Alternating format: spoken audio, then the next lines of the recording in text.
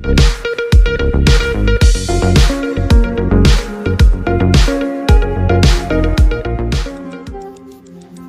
News 7 स्पष्ट, निपक्ष व निर्भीड।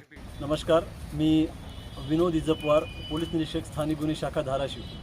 मागील वर्ष दीड वर्षापासून धाराशिव जिल्ह्यामध्ये म्हशी चोरीला जायचं एक सत्र सतत चालू होतं आणि त्याचा उलगडा करण्याचं एक मोठं आव्हान पोलीस प्रशासनासमोर उभं राहिलं होतं आणि त्या आव्हानाचं आम्ही समर्थपणे या ठिकाणी उलगडा केलेला आहे।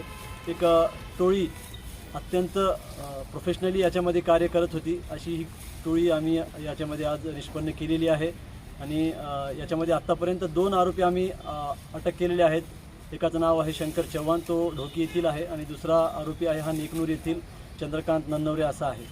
तर ही जे आहेत ही टोळी आहे याच्यामध्ये वेगवेगळे स्तर या ठिकाणी तयार झालेले होते।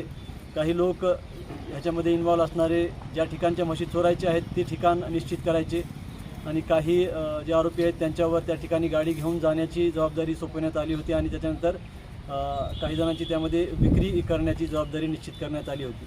तर अशा प्रकारे ही टोळी कार्यरत होती। त्या टोळीचा आज आमच्याकडून उलगडा झालेला आहे स्थानिक गुन्हे शाखेकडून।